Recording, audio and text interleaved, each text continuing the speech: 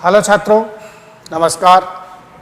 आज की ऑनलाइन कक्षा में हम कक्षा द्वादशी विषय हिंदी प्रकरण संतवाणी के अंतर्गत कवि कृपाराम खिड़िया के नीतिपरक और लोक मर्यादा से संबंधित दोहों की रचना का अवलोकन करेंगे, अध्ययन करेंगे। इनके अध्ययन से पहले हमें कृपाराम खिड़िया के परिचय, जीवन परिचय के बारे में भी जान लेना आवश्यक है। कवि कृपाराम खिड़िया ये एक राजस्थानी भाषा के विद्वान कवि थे और इनका जन्म स्थान राजस्थान के मारवाड़ क्षेत्र के अंतर्गत राजस्थान के जैसलमेर, जोधपुर, पाली, नागौर और बीकानेर, ये कुछ जिले जो है वो मारवाड़ क्षेत्र के अंतर्गत आते हैं। तो इसमें राजस्थान का जो पाली जिला है, उस पाली जिले की खराड़ी नामक गांव में सन 1743 में का जन्म हुआ और जन्म के पश्चात समय व्यतीत हुआ, क्योंकि उस समय राजाओं का शासन हुआ करता था। तो सीकर के राजा देवी सिंह और लक्ष्मण सिंह, देवी सिंह और लक्ष्मण सिंह के राज दरबारी कवि के रूप में इन्होंने अपना शेष जीवन व्यतीत किया।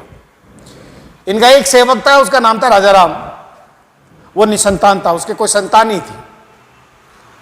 समय गुजरा, आयु बढ़ती गई। राजाराम के मन में ये विचार आया कि मैं निसंतान हूं और इस जीवन से मुक्ति प्राप्त होने के पश्चात में मुझे तो इस संसार के अंदर कोई नाम लेने वाला तक नहीं है, मुझे स्मरण करने वाला तक नहीं है। अपने इस मन की पीड़ा को राजाराम ने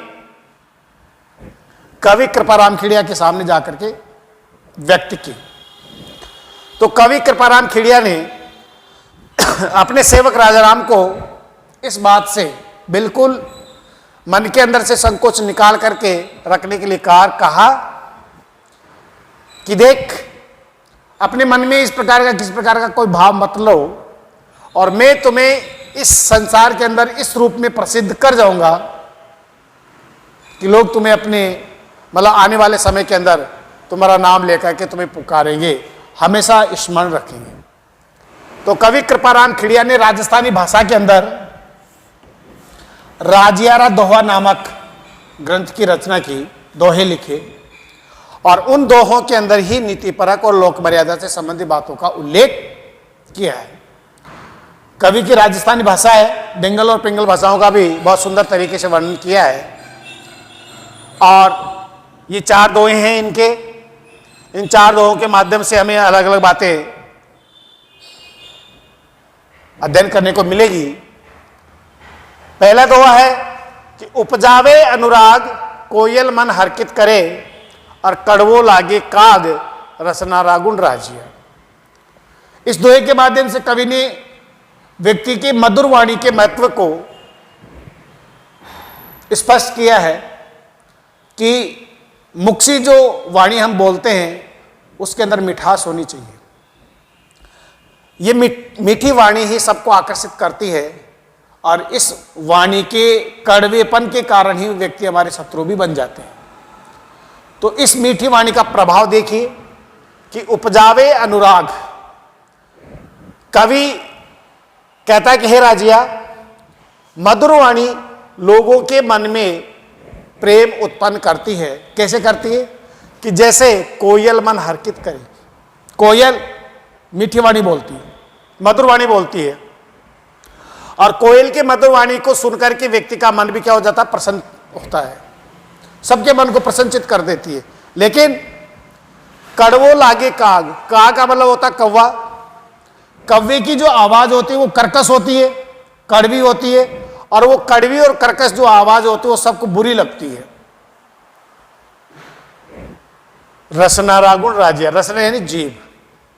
तो कवि ने कहा है कि हमारी जीभ की इस मधुर वाणी का ये प्रभाव है कि कोयल के समान मधुर वाणी बोलने पर हम सबके मन में प्रेम उत्पन्न करते हैं और कव्य के समान अगर कड़वी वाणी का उपयोग करते या कड़वी वाणी बोलते हैं तो व्यक्तियों को हम अपना शत्रु बना लेते हैं या हम दूसरों की नजर के अंदर बुरे बन जाते हैं। नंबर 2 आता है कि काली घनी कुरूप कस्तूरी कांटा तुले और शक्कर बड़ी स्वरूप रोड़ा तुले राजिया। या कवि ने गुणों के महत्व का बखान किया है। गुण है तो व्यक्ति की सौंदर्यता या उसकी सुंदरता का कोई महत्व नहीं है, और गुण नहीं है तो सुंदरता को कौन पूछता है। तो गुण बहुत जरूरी है। दोहे के माध्यम से इसी बात को स्पष्ट किया कि काली घड़ी कुरूप, कि हे राजिया, कस्तूरी जो होती है वो काली अधिक होती है और भद्दी भी होती है, दिखने के अंदर सुंदर भी नहीं होती है। लेकिन कांटा तोले, यानी कि कांटा का मतलब होता है सोने चांदी को तोलने के यंत्र, जो छोटे छोटे बाट होते हैं और तराजू होती है। लेकिन कस्तूरी को हम सोने चांदी के तोलने वाले यंत्र के माध्यम से उसको तोला जाता है। कहने का मतलब कस्तूरी बहुत मूल्यवान वस्तु है और उसको उस तराजू से, उन बाटों से इसका मूल्य आंकते हैं। शक्कर बड़ी स्वरूप, शक्कर जो होती है बहुत दिखने में सुंदर दिखती है, सफेद होती है, लेकिन कस्तूरी की अपेक्षा इसका जो मोल है या इसका जो मूल्य है वो कम होने के कारण है। रोड़ा यानी पत्थर,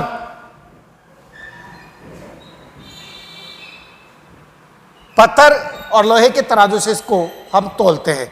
यही दोनों के बीच गुणों के महत्व को स्पष्ट किया है। डूंगर जलती लाए जो वे सारो ही जगत, पर जलती निज पाए रति न सूझे राजिया। यहां कवि ने अपनी कमजोरी और अपने अवगुणों के अध्ययन के बारे में, हमारे अंदर निहित जो कमियां हैं या जो हमारे अंदर अभाव हैं, जो हमारे अंदर कमियां हैं, उनका हम आत्ममूल्यांकन करें और आत्ममूल्यांकन करके उनको दूर करने की कोशिश करें। यही प्रेरणा या कवि ने दी है कि डूंगर जलती लाए। डूंगर का मतलब होता है पहाड़। पहाड़ पर जलती हुई आग जो होती है, जो यानी दिखाई देती है सारों, यानी संपूर्ण जगत यानी संसार को, कि दूर दूर से वो संपूर्ण संसार को ही दिखाई देती है, क्योंकि पर जलती निज पाए, लेकिन अपने पैरों में जलने वाली जो आग होती है रति न सूझे, थोड़ी बहुत भी नहीं दिखाई देती है।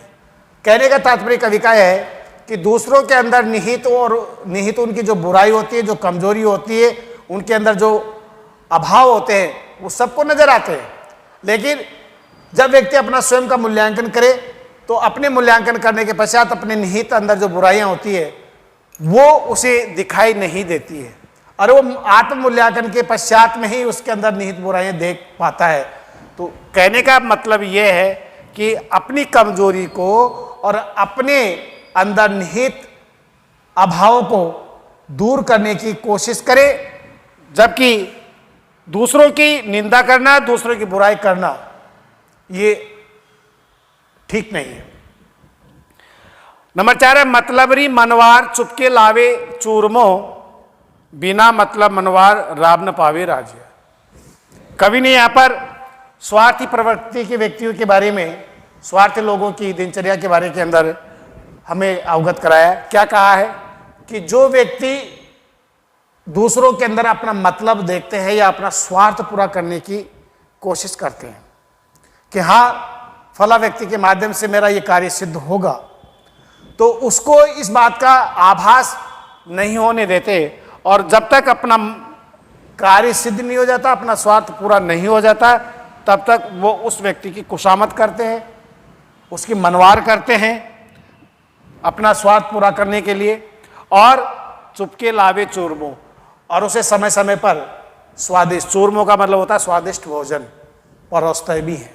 कहने मतलब उसकी मन की इच्छा के अनुरूप उनको खाने को भी देते हैं, लेकिन बिना मतलब मनवार, जब उनका स्वाद पूरा हो जाता है, उनका कार्य सिद्ध हो जाता है, ऐसी स्थिति के अंदर वो मनवार करना, खुशामद करना तो बहुत दूर की बात है, लेकिन राब न पावे, राब का मतलब होता है सामान्य भोजन भी उसको प्राप्त नहीं होता है। तो कवि का कहने का मतलब यह है कि स्वार्थी प्रवृत्ति के व्यक्तियों से हमेशा दूरी बना करके रहना चाहिए। धन्यवाद।